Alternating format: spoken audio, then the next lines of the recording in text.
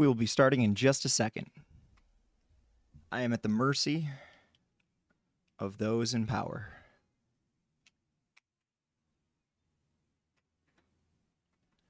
How's everybody doing today?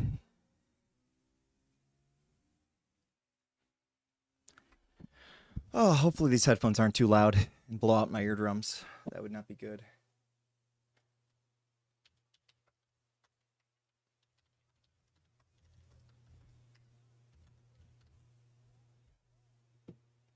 Oh boy. Oh, I'm listening to Charlie Kirk remixes. I don't know why. It says my microphone. Hello? That's so weird. You can use your microphone for both OBS and Zoom, but you can't use your camera for both. Like, how does that make sense?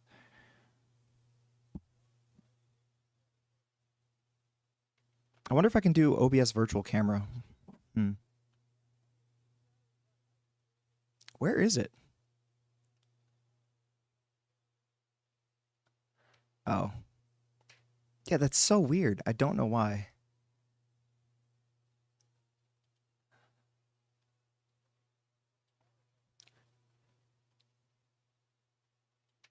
Okay, that works. Perfect. You got to believe in yourself.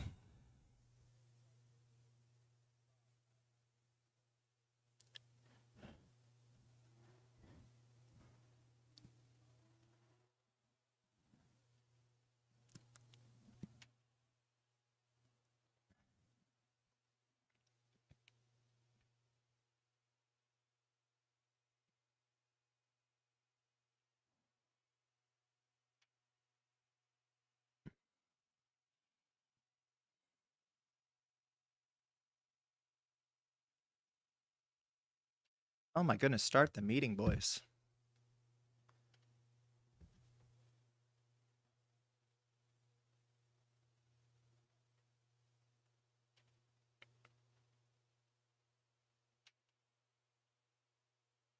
Hello?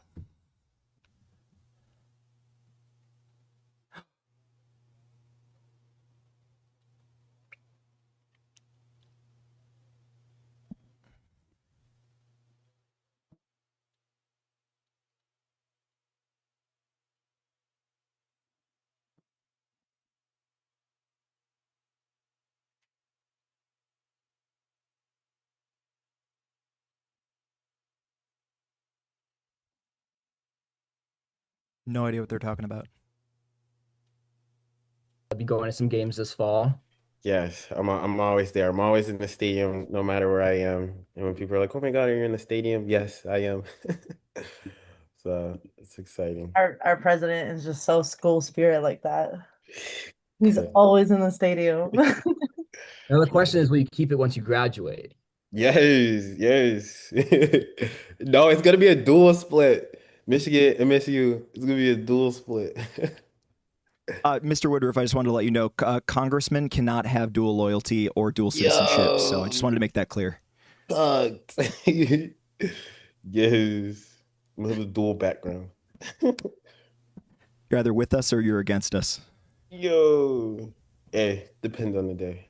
Motion to impeach the president. No. Yo, second, hey. All right. How's everybody doing? God, how you doing, Tyler? How's your summer? Solid, just busy. A lot of construction projects around the house, redoing my office, and my brother moved out, so I'm stealing his room. Borrowing. He just graduated from MSU? Yeah, he's moving out to California. Oh my goodness. Big guy job? Yeah, it's crazy. He was one of the 40% interns at Walmart that didn't get sent home after the summer, which is crazy. So it's gonna be good. So he did an internship in California? Yeah, and I think they sent back 70% of the interns and only offered jobs to like 30%, and he got lucky. He's crazy. He's cracked at computer science stuff. I don't know. Wow, that's crazy. Great, man. It's great for him. Looks like, I believe for the most part, we have quorum. With that being said, I will officially officially call the meeting to order at 7:06 p.m. With that being said, Madam Secretary, could you do our amazing roll call? Yep, I'm gonna go ahead and start. If I mispronounce someone's name, please let me know. Opeyemi. All right, yeah. Thank you. Sarah Batul. I'm here and it's Sara. Thank you. Sara, thank you. Rupa. Here. Tyler. Shoot.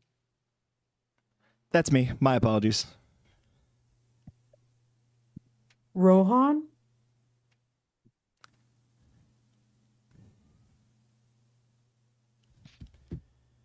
Okay, Vaibhav. Here. Isabel. Here. Zimri. Yeah, you got it. Here. John. Urmit. Here. Okay, Aaron. Here. Thank you. Daniel. Here. Thank you. Tandy.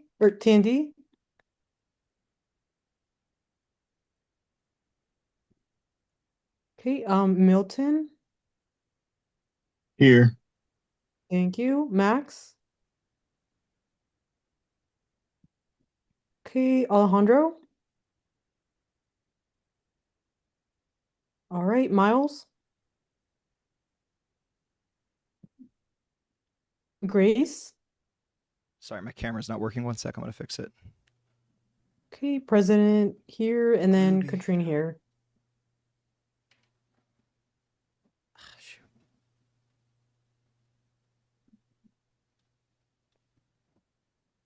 Okay, so we met quorum, so we can start the meeting. All right. Thank you, Madam Secretary. With that being said, is there a motion for approval of the agenda?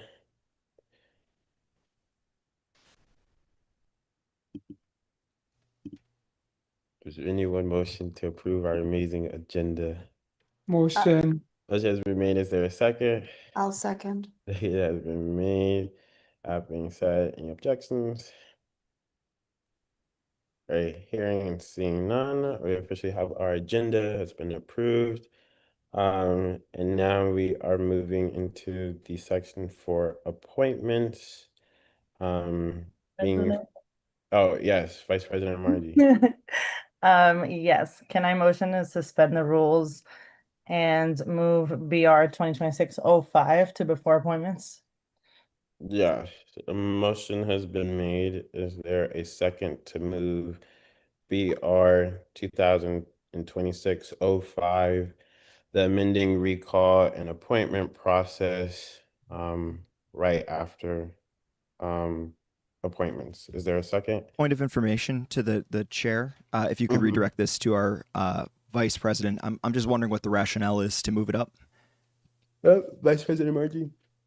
Yeah, so I just wanted to move it up because to appoint our ex officios, we need to pass this amendment to the bylaws first before we're able to appoint them. Got it. That's what I figured. I'll be the one to second your motion.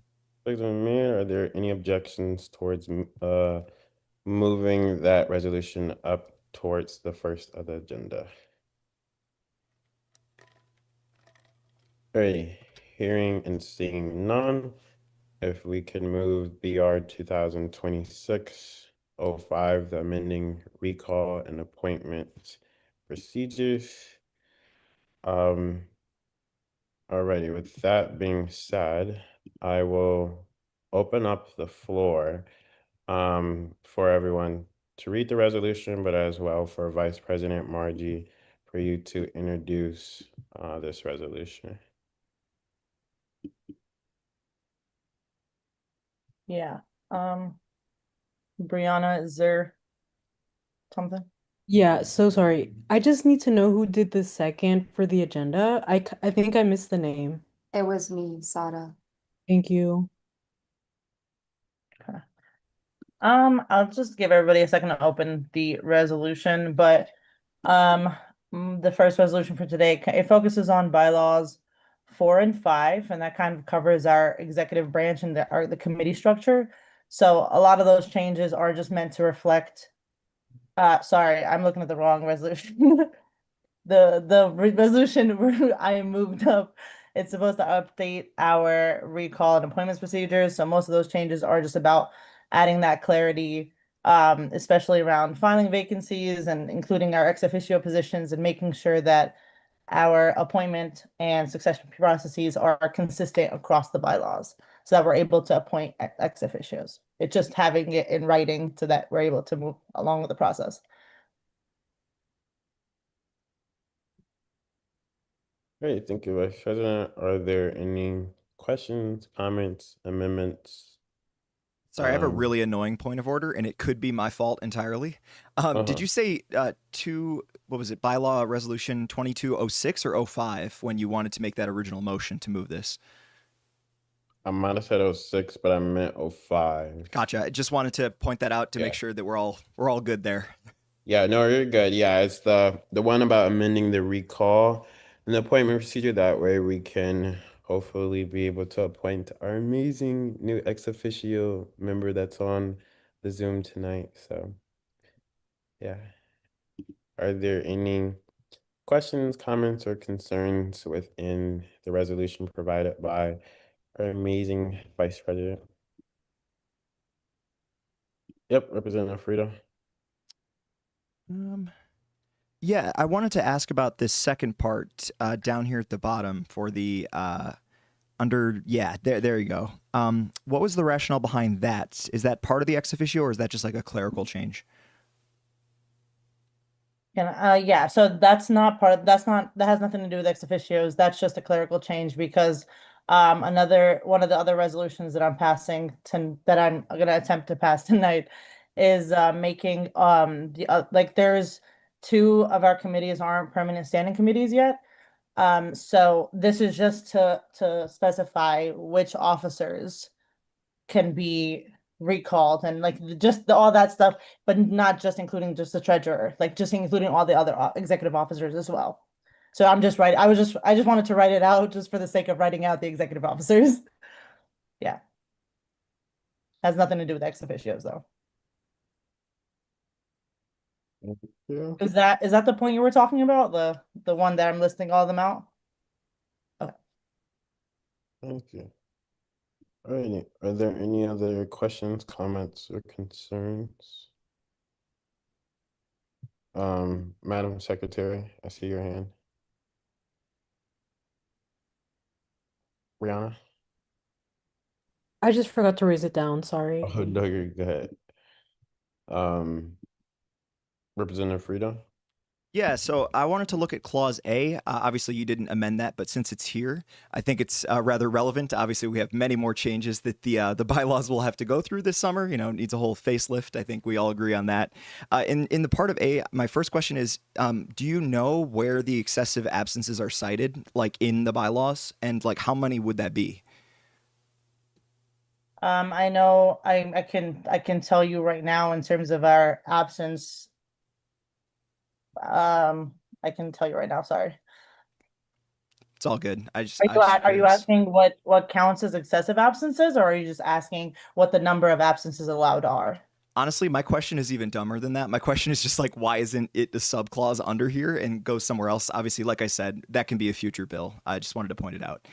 Sure. Granted, there's different things in the bylaws that we should be editing. I just wanted to write this resolution just for this specific point, but I can tell you where the bylaws it talks about absences. Just give me 1 second. Yeah, I think from that point which you could go into defining exactly what it means in terms of the case of excessive absences, but I know of kind of how we typically have moved in terms of if you have reached 3 meetings of an unexcused absence, then usually what has happened is then the vice president has usually reached out to the member in question. Then what ends up happening is we then inform the member in question that they have had 3 or so meetings with unexcused absence, and that we'll be discussing their attendance in the exec board meeting. And usually kind of what just happens with that is that, if there's a written, if whether they write a response, or if they're able to attend the exec board meeting. So if they just kind of communicate as to what happened, why they weren't able to, or why there has been an excessive amount of absences, then the board can either just vote to not go through with the a recall at all. But usually in the case, someone's usually responsive of saying like things have changed within the semester, or like a medical emergency has popped up, but I still want to be on board. So yeah.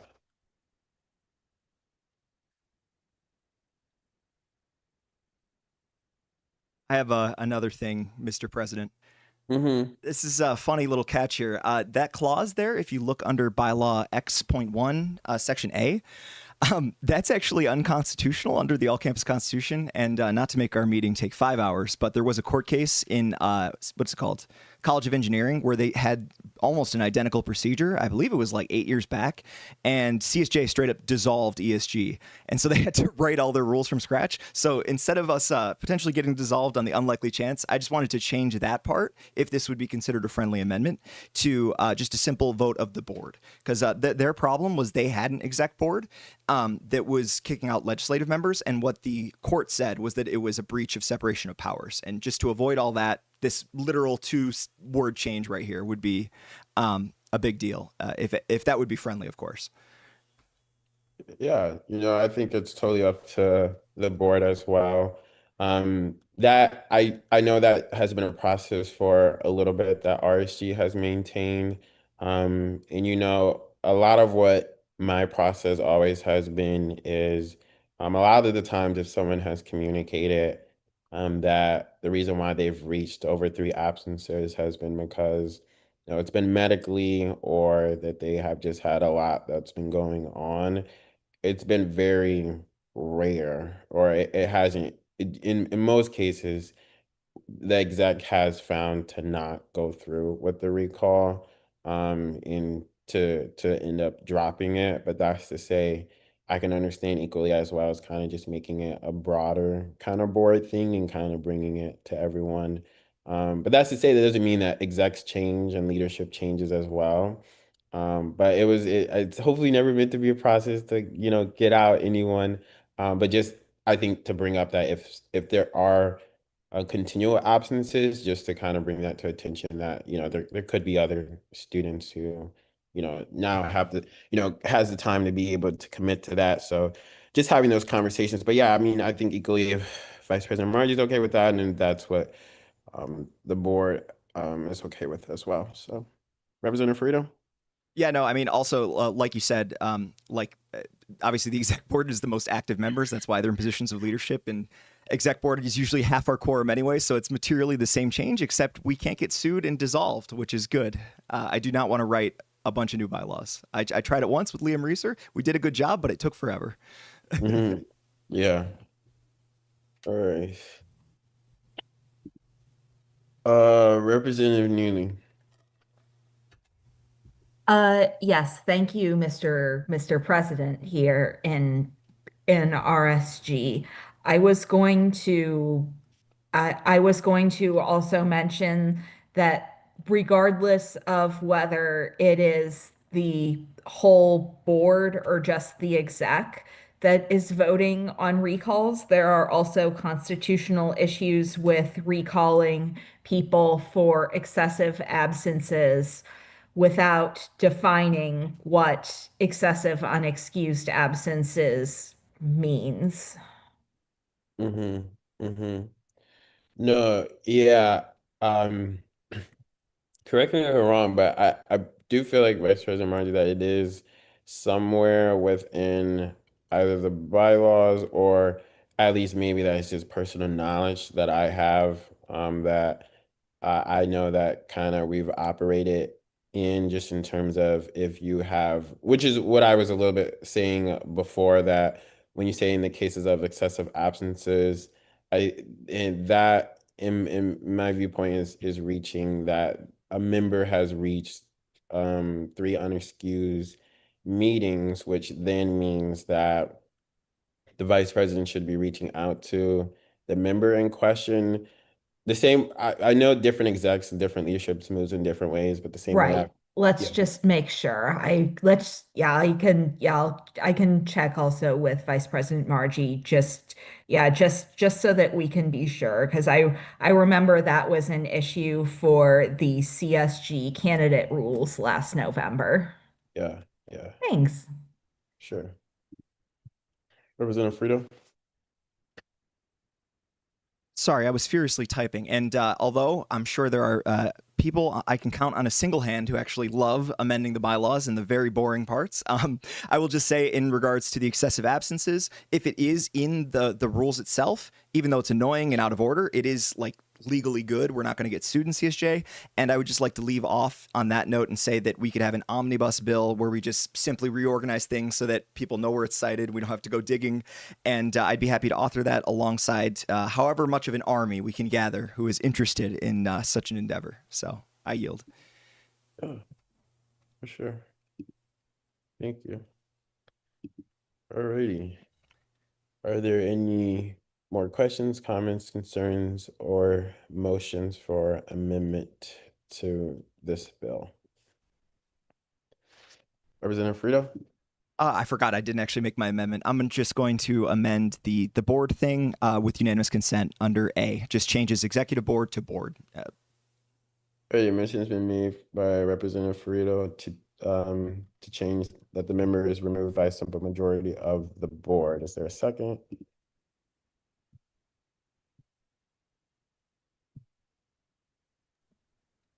Can I second? Is that? A second has been made. Hearing and seeing none. Are there any objections? Ready. With that being said, that amendment shall be adopted. Ready. Are there any other amendments to be proposed? Can I motion to approve of my amendments? For the ex officio? Yes. Okay, motion has been made to approve Vice President Margie's amendment for ex officios. Is there a second? Representative Frito, is that a second? I'll return the favor. It's only fair. Thank you, made. Are there any objections towards? No quid pro quo, to be clear. Thank you, sir. To Vice President Margie's amendments for ex officio. All right, it's been motion seconded. With that being said, that amendment has been adopted. Are there any other amendments to be added? Point of order.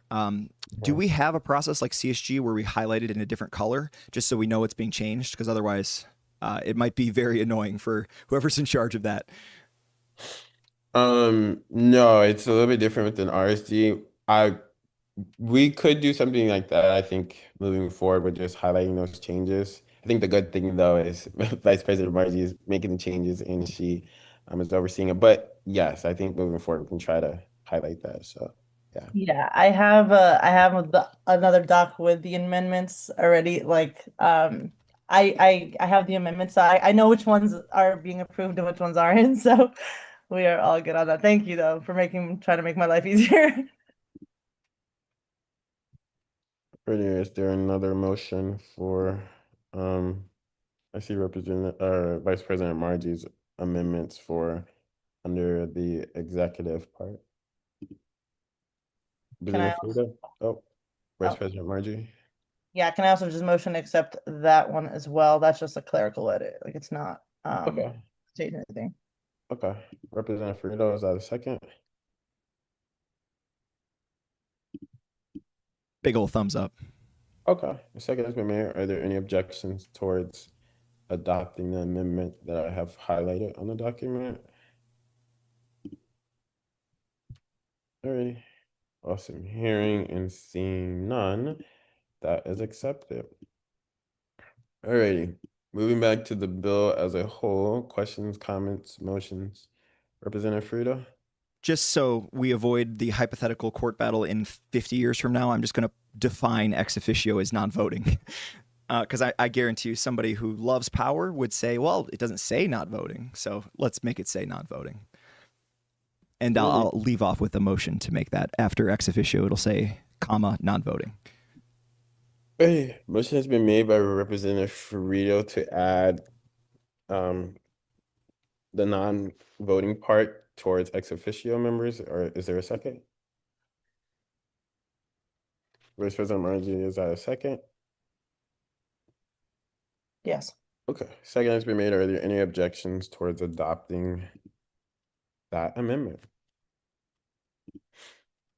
Alrighty, hearing and seeing none, that is accepted. With that being said, once again, we move to the bill as a whole. Is there a motion to suspend the rules to pass this bill fully or continue conversation and discussion? Point of order. Didn't we already suspend the rules to move the bill?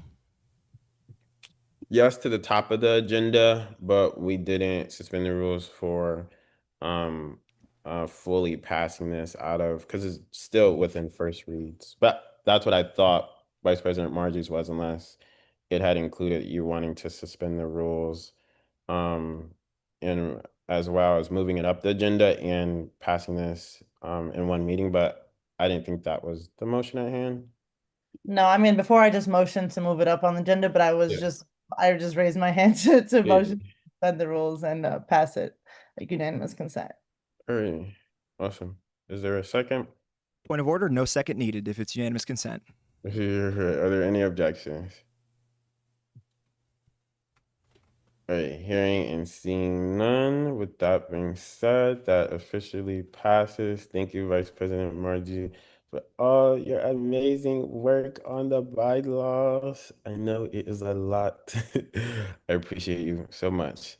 With that being said, BR 2026-05, the amending the recall and the appointment passes fully in one meeting. With that being said, we continue to move forward on the agenda to our first appointment of the night. Division 2. So I'm making the nomination for Mr. Patel. Mr. Patel has shown a great amount of really interest within RSG. So we have many vacancies within divisions, within Division 1, Division 2, Division 3, and many other different divisions. But when I met with Mr. Patel to hear about his interest within affordability, really his interest within trying to have increase or having food trucks around campus, I was like, that's really cool. Especially North Campus, with him being an engineer. And he is at a conference right now, but he has been actively engaged. He was at our last board meeting. If you all remember, he actually asked a question to the board about the responsibility or the ways that we as an organization should be working with administration. So I think that he'll do a really good job. He cares about a lot of great things about advocacy on campus, fits the need of us needing a Division 2 rep. And like I said, he was at our last meeting, wasn't able to make this meeting because he's at a conference. But I know that he's, committed to wanting to find a way to get involved as a PhD student. And he agrees a lot with what I was agreeing with, which is how can we find a way to connect our graduate community, because sometimes it can be isolated.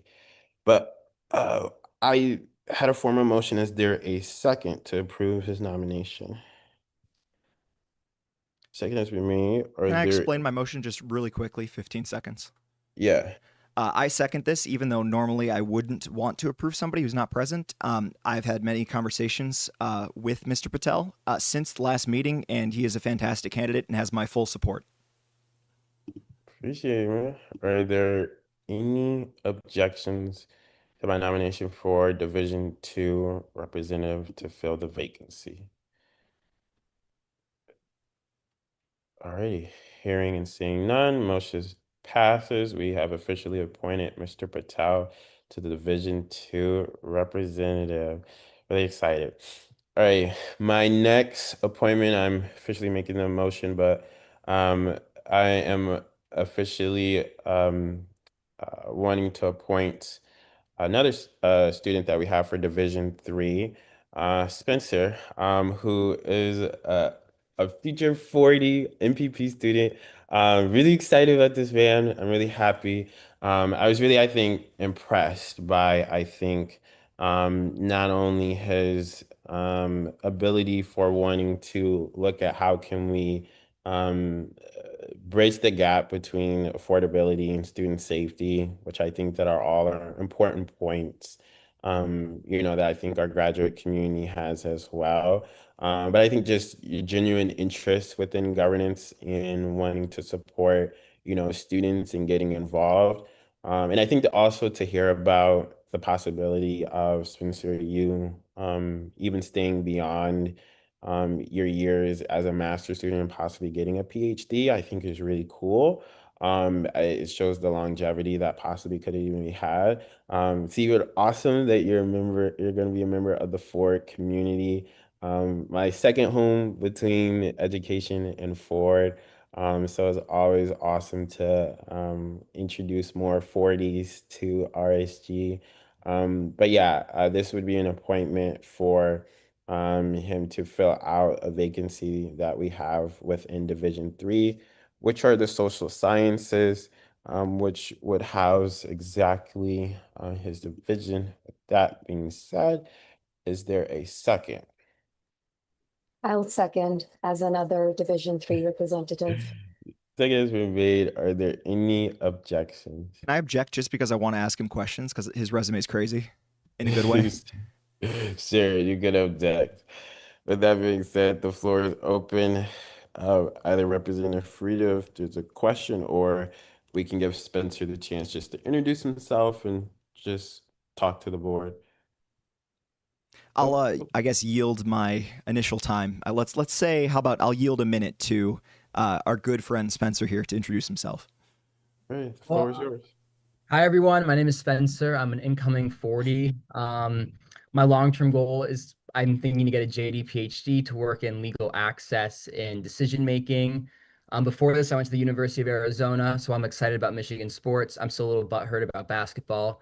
But football and hockey, they have my full support as of now.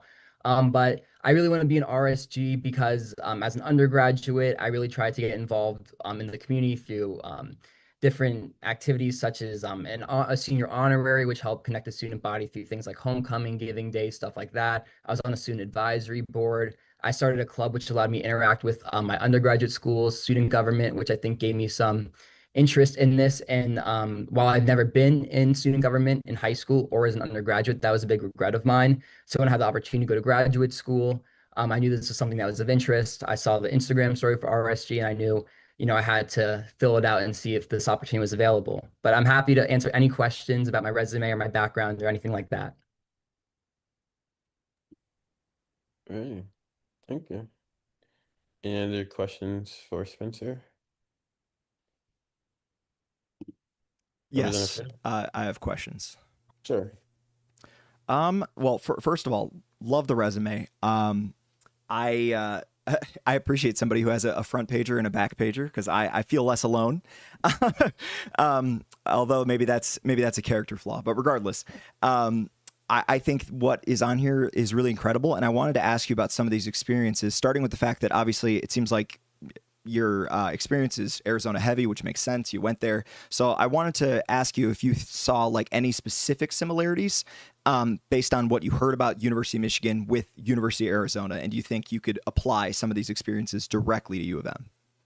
I love that question. So I was fortunate. I don't know if anyone here knows what the PPIA Junior Summer Institute is at the Ford School, but it's a 7-week fellowship for juniors in their undergraduate year to spend that time at the Ford School, taking classes that emulate an MPP curriculum. So I did that last summer. So I spent 7 weeks on campus. I ate in dining halls. I got the ability to see the Ford School in all these different places. So I feel like not only do I have experience in big state school at Arizona, but I've actually spent 7 weeks, even though it was over the summer, but at Michigan. I do think there's a lot of parallels, but there's also a lot of differences, and I think that, looking at Arizona and Michigan, I think that Michigan has a lot of positive things going for it, like whether it's the dining hall services and things like that I didn't see at Arizona. There was none of that for the undergraduate student body and stuff like that. So there's already positives I see at Michigan, but as an incoming student, I hope to speak to everyone that's on this board and speak to incoming students, returning students, and get to know what the needs are on campus more so than what I assume. But like I said, I think that Ann Arbor, I can already tell is more expensive than Tucson, and Tucson was expensive. So, I think that there are going to be a lot of translatable things. I think community is going to, it's hard to build as an undergraduate at a big state school. I can only imagine what it's like as a graduate student at another big state school. So imagine there's a lot of parallels there, but I'm also open to learning what the student body thinks they need as well.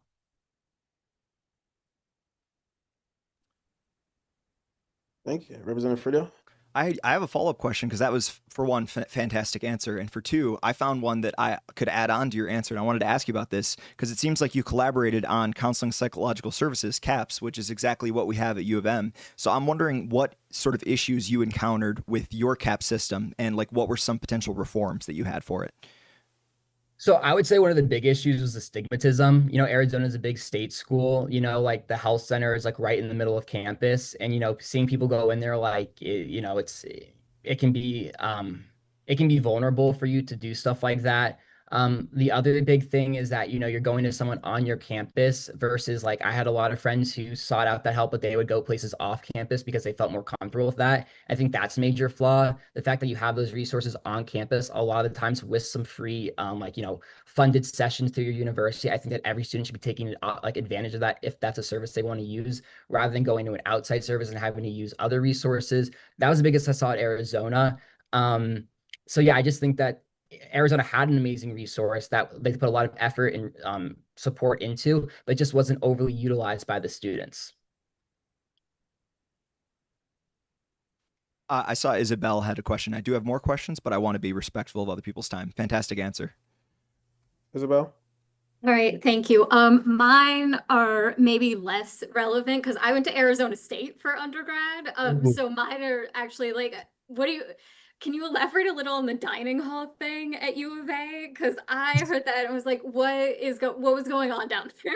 So U of A was an interesting story. So we had a student union like most schools do, and it was a bunch of overpriced restaurants you couldn't use swipes at. So for example, we had a sandwich shop, or I guess the lights are going off in this room I'm in. So we had a sandwich shop, and it would cost me $13 for a sandwich my freshman year. There's not a lot of places that were walkable off campus. There's one dining hall that emulated what Michigan had, and it was a very far walk away from my dorm with far less options. So you're kind of stuck in a really bad position there where it's you're always, until you lived in an apartment, which I did my last years, but at first you're kind of stuck in a position where you can't cook for yourself. You're eating at restaurants off campus or you're eating on restaurants on campus.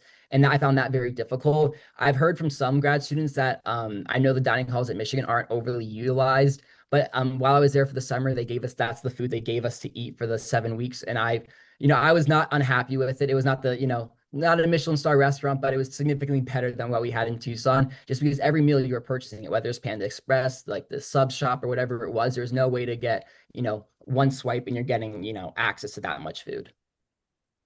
All right, thank you for elaborating on that. I need to talk to my friends who went to U of A for undergrad. Question them about that. That is one of my biggest complaints about the school.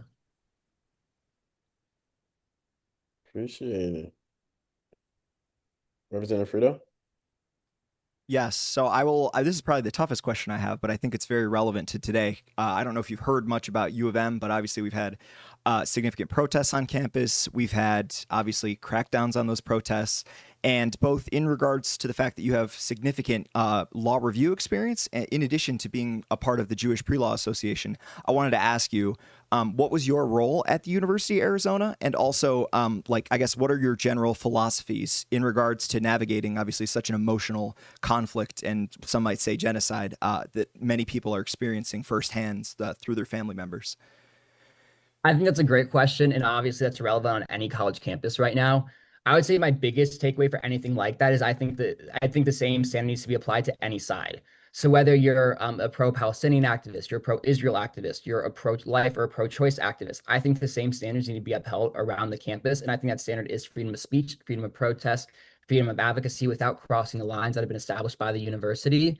I think that's a fair way to look at it. Even if I might not agree with what people say, doesn't matter what side I'm on, I do believe people have that right, because I would hate to see, my advocacy rights taken away for things that I personally care about. So, given that experience in law, I really do see the value in freedom of speech. At Arizona, we had a lot of tensions similar to what I've heard that were happened at Michigan. I do not agree with how the University of Arizona handled all of that. I don't agree with, and I think that it's a balancing act. I think you have to be looking out for student safety, but you also have to be looking out for the rights of students. This is a state school, gets government money. And I think it's important that students, whether or not that I think their opinion is right, have the ability to advocate for their beliefs. And as someone, if I was appointed for RSG, that's something that I would make a main purpose. In my application, I wrote about student safety. What I was specifically referring to was safety for advocacy, safety of international students, given all the crackdowns from the federal government right now. Honestly, I've got no further questions. I am so happy you said that. Not only that, but I really look forward to working with you, because I'm actually working with some state legislators, or I guess with a lobbyist, because technically I'm not lobbying the government, to pass similar protections for all students and also student governments itself. So I would be shocked if anybody objected to your nomination after these answers. Thank you so much. I appreciate you being thorough and asking me these questions. I hope everyone could learn a little bit more about me, my views, and what my goals are for RSG. All right, thank you. Is there a motion, unanimous consent to approve Spencer? I will make that motion. All right, second. I'll second. Taylor made. That being said, we have our unanimous consent motion to be moved and seconded and approved to officially welcome our new Division III representative, Spencer. So congratulations, sir. Really excited to have you on board and all that you bring to the table. With that being said, we move to our last appointment for our U of M Dearborn ex officio member. So as you all maybe have seen, there has been some vacancies and resignations from both the Flint campus and the Dearborn campus. So this was the ex officio members was an idea spearheaded by former President Provero to figure out how can we continue to reach the other tri-campus communities. We had a process in which as well, in which we solicited students from both collegiate campuses, because I think that we understand the importance of advocacy from hearing about what's going on the Flint campus, what's going on the Dearborn campus, but how can we make sure that we're hearing about how not only in Ann Arbor can we continue to work with students there, but they can take as well information and resources that they hear. So Vice President Margie has been really great with working with both the Flint and the Dearborn leaders there and the staff members that are there to continue to find students who are interested. And we have one who was recommended by us by a member of the U of M Dearborn community, comes as a great PhD student and is on the Zoom tonight. And really excited because this is the first iteration that we're really trying to continue to advocate to have our ex officio members from the tri-campus community, from both the Flint and Dearborn, and as we continue to try to solicit applications and work with both campuses to get students who can be ex officio members and participate in RSG. But yes, that being said, I will make the official motion to approve the nominee. Is there a second? Second has been made. Are there any objections? Representative Frito, is that an objection? Yep, same reason as before. Plus, the resume is even longer, so like I'm even more impressed. Not that Spencer's resume was bad. It's just it's crazy. I got to work on my resume apparently. Yeah, you're good. Brianna, is this Yeah, I just didn't get who made the second motion. Vice President Margie? Okay, thank you. Yeah, there you go. Objection. All right, with that being said, the floor is open for our amazing nominee for U of M Dearborn, ex officio. Hello everyone. My name is Duhal Kurdi and I'm a graduate student here at the University of Michigan, Dearborn. So I think as you can see from my CV, my academic background is mainly focused on human factors, transportation systems, advanced driver assistance systems, and I'm working to understand how driver interact with vehicle automation, including topics like trust, driver behavior, system understanding. This is my first time being a part of a student government, so I'm really excited to learn and contribute to all the great work you are doing. I was nominated by Dr. Chen to be part of this community, and I'm really looking forward to working with all of you guys. I would be happy to answer any questions you have, and thank you. Madam Secretary? Brianna? Sorry, I just forgot to lower my hand. You're good. Representative Frito? Oh, shoot. Thank you so much for attending our meeting. First and foremost, welcome to student government, I guess unofficially until we approve the nominee. But I wanted to ask you, I guess, because as somebody who has been serving in student government, God, since 8th grade, I think, unfortunately, I already did my time, but I have not been granted parole. Regardless of that, though, I wanted to ask you about reliability and availability, because I think that's honestly the biggest problem, especially for smaller student govs, is when we have an individual school or a special focus, is a lot of people like say all the right things, maybe they seem awesome, and then boom, it's not a priority. So I wanted to ask you how you're going to ensure that you're prioritizing this position and have time to do so. Yeah, thank you for the question. So, to be honest, I care a lot about improving the graduate student experience here, especially at the University of Michigan, Dearborn, because sometimes as PhD students, we feel like abandoned. Like the focus is more at the Ann Arbor campus. I want to be more involved in understanding all the students' concerns, and I want to make myself available and like have this as a priority in my calendar. Thank you. Representative Frito? Yeah, I obviously I'm a big fan of Dearborn. I live right by Dearborn. I went there for a chess tournament as a kid, and I've always collaborated with people from Dearborn on many bills. And so, in regards to both your work with Rackham Student Government, but also like what is going on at Dearborn and the different services they have, I wanted to ask you if you've noticed anything that is not present on the Ann Arbor campus and vice versa that you think would be a critical point of collaboration between the two campuses. So if your question is regarding what's available in Ann Arbor and it's not like what is available in Ann Arbor and it's not available in Dearborn, like I can say much. The resources are way less in Dearborn. If you want to know something, most of the time you had to like email or call people in Ann Arbor. Sometimes it's difficult for students here to, especially for graduate students, to go to Ann Arbor to do anything because of the distance. This is number one, because they have some work to do in Dearborn. The campus is much smaller here, so like by default the resources will be less. The available resources. Voices for students here, like I feel like they are not like we have the problems obviously, but voices are not like organized to have an impact. Thank you. Representative Frito? Yeah, I guess one final question. Do you think, not just with Dearborn and Ann Arbor, with Flint, and eventually my goal is to eventually create a public body where every single public institution across the state is on the same page, at least in regards to like a monthly or a semesterly meeting. Do you think a chorus of voices, especially one that is just unignorable by levers of power, would be something that obviously it's only a year appointment, but little by little, do you think that would be something that would be an existential goal of yours to achieve? I would believe so. I would believe like something like this. I would love to do something like this and to devote part of my time to do that. Awesome. Thank you. Vice President Margie? Yeah, no, I just wanted to add that thank you for, even applying to be a Dearborn ex officio to begin with.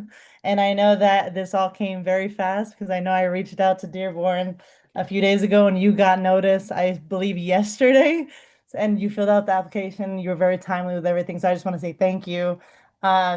With that being said, in terms of your questions, Tyler, she literally got notice yesterday that she was gonna be like that. She applied yesterday to be an ex officio. So maybe in terms of your questions, these are not even things I have thought about. So safe to say, take it easy on this girl. Representative Frito? This is war, soldier, and you passed the test. Appreciate everyone. We're working hard, try to do these appointments and make RSG as full as it can be. Is there a motion to approve the nominee by unanimous consent? Representative Frito? I will make that motion by unanimous consent. All right, is there a second? All right, Vice President Margie seconds the motion. With that being said, the motion carries. Really excited to welcome our newest Dearborn ex officio member. Congratulations. I'm really excited.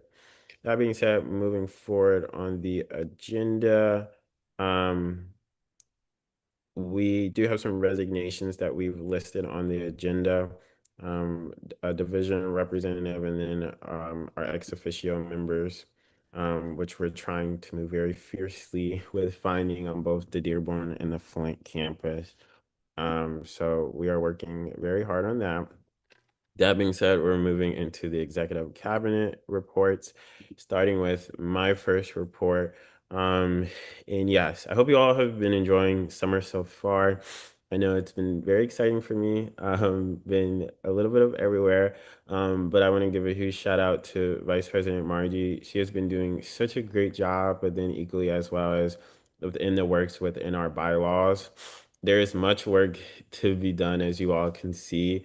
There's a lot of intricate different things that we just need to align with. And I'm really proud of, not only her, but our continued, I think, hopefully, thought process within leadership about how can we continue to update RSG as a whole. In terms of looking ahead, Vice President Margie and I are hoping to touch base with Regent Bernstein, the Provost, Dean Jones, working on getting a meeting with President Grasso before we have the start of the school year. Our regular check-ins with Dean Solomon. In a lot of those chats, we've been talking about coming back for the fall semester, but as well as rising costs. As we can see today, actually, the regents approved the increase within tuition and whatnot, which I think, while it was relatively compared to other institutions like Michigan State, it wasn't as large of an increase, but it still is. But understanding that the university still as a whole, budget-wise, is in a much better situation than some of our peer institutions. But that's to say, I've been carefully looking at how we can continue to advocate for reducing the cost for master's and PhD students and the graduate community as a whole.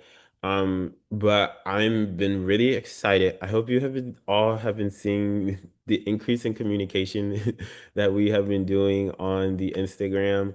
That is a significant change from what we have seen and know within RSG.